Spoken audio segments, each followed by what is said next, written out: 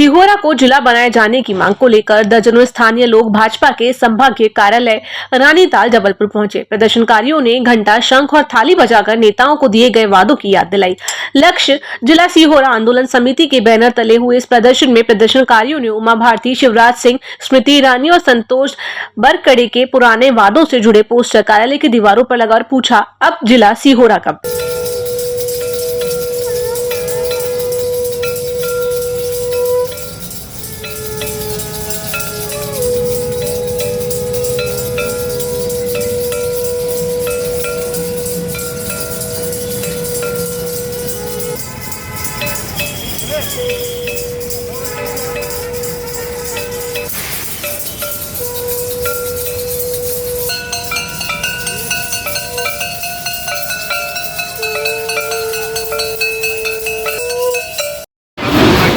मांग को लेकर आज हम संभागीय कार्यालय में थाली, शंख और घंटा बजाने के लिए आए हुए हैं। और यह बजाने का उद्देश्य हमारा केवल इतना है कि चुनाव के पहले बीजेपी के सभी बड़े दिग्गज नेता, चाहे स्मृति ईरानी हो, चाहे प्रहलाद पटेल हो, चाहे हमारे सांसद आशीष दुबे हो, चाहे हमारे वर्तमान विधायक चुनाव पूर्व संतोष बरकड़े हो, सभी ने सिहोरा को जिला बनाने की लगातार पैरवी की थी।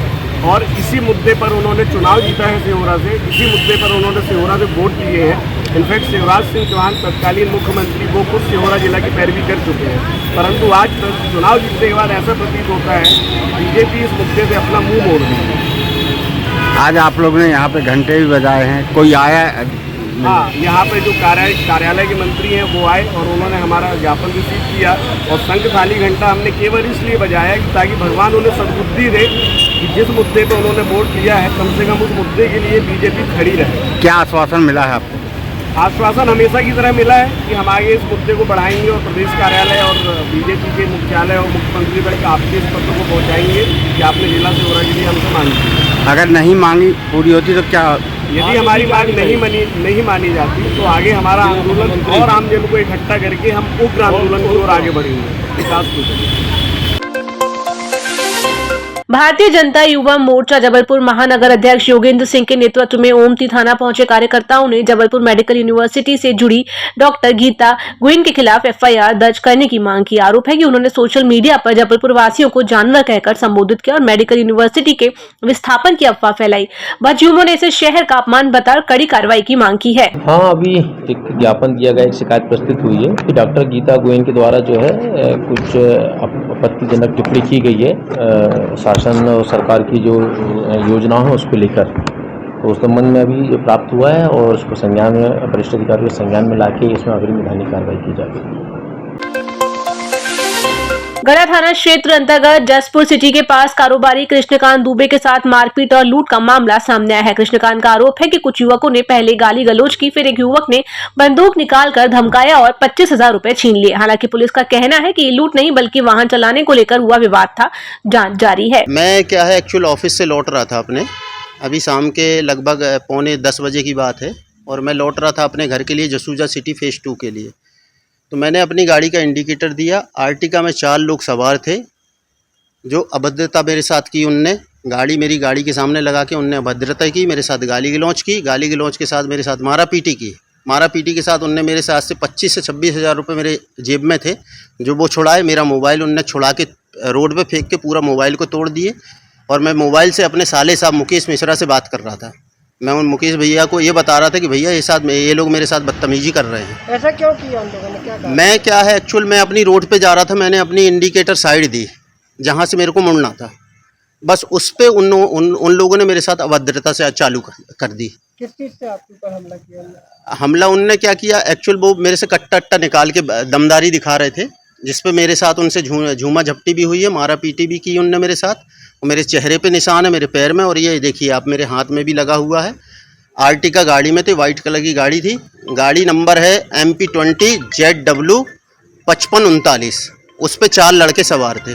उसमें कुछ लिखा था क्या? भारत सरकार लिखा हुआ था, उस पर भारत शासन लिखा था सामने। घटनाक्रम कहाँ का है? ये पूरा घटनाक्रम ये अपना है पिसनहरी मड़िया चौराहा है, जो चौराहा से थोड़ी आगे पे जो फुटपाथ पे दुकानदार बैठते।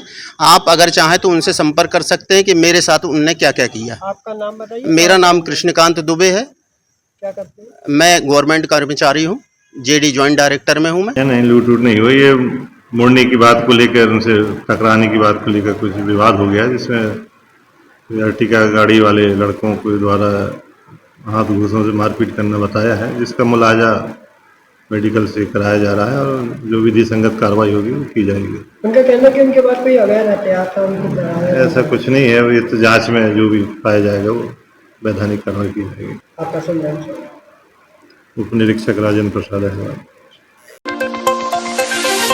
सिविल लाइन थाना क्षेत्र में नेपाल का नागरिक दीपक थापा फर्जी तरीके से कैंट विधानसभा की मतदाता सूची में नाम जुड़वाकर भारतीय पासपोर्ट बनवा चुका था। दिल्ली एयरपोर्ट पर सुरक्षा जांच के दौरान जब सच्चाई सामने आई तो उसे पकड़ लिया गया। अब उसके खिलाफ लोक प्रतिनिधित्व अधिनियम के तहत मामला दर्ज कर विस्तृत जांच शुरू की गई है।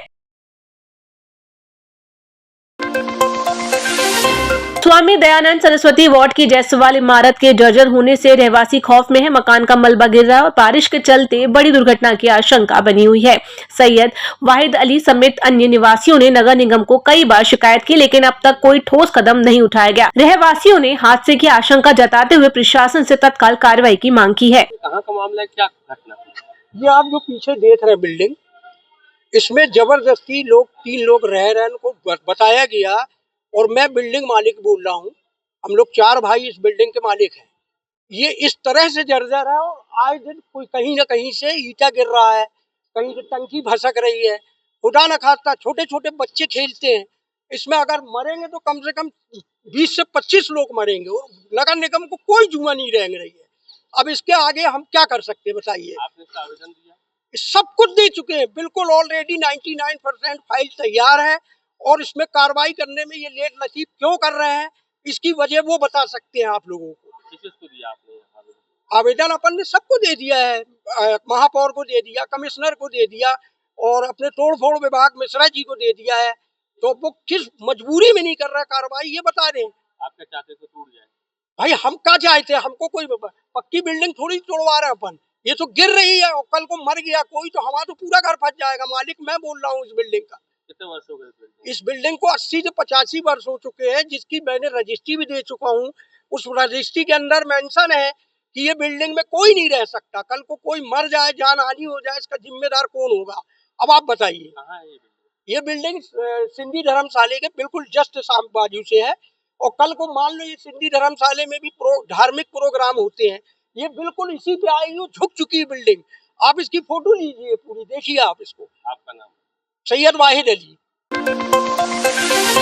तिलहरी निवासी पूर्व सैनिक प्रहलाद कुमार सेन ने थाना गोहलपुर में रिपोर्ट दर्ज कराई है कि एक परिचित ने कंपनी में निवेश के नाम पर उनसे 3 करोड़ रुपए की ठगी की। आरोप है कि आरोपी ने पहले बैंक ट्रांसफर से 1 करोड़ लिए और फिर झांसा देकर प्रॉपर्टी के कागज गिरवी रखकर 2 करोड़ और ले लिए। पुलिस ने आरोपी के खिलाफ धोखाधड़ी का मामला दर्ज कर जाँच शुरू कर दी है।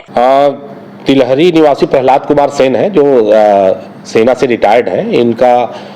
इन्होंने एक लिखित शिकायत पत्र थाना प्रभारी गोहलपुर को दी है, जिसमें इन्होंने उल्लेख किया है कि गोहलपुर क्षेत्र में इनके एक परिचित रहते थे। उसने किसी कंपनी में इन्वेस्टमेंट करने के नाम पर कुछ नगद रुपए और कुछ बैंक ट्रांसफर के रूप में 1 करोड़ 25 लाख रुपए उससे लिए थे और बाद में ये भी कहा कि अपने मकान की रजिस्ट्री वाला कागज दे दो, हम नामांतरण करवा देंगे, और वो मकान की रजिस्ट्री ले लिया था। बाद में इनका कहना है कि उस मकान की रजिस्ट्री को बैंक में लोन रखकर 2 करोड़ रुपए होम लोन भी ले लिया है। इस तरह की लिखित शिकायत पत्र उन्होंने की है। इसमें थाना प्रभारी गोहलपुर के द्वारा इसकी जांच की जा रही है।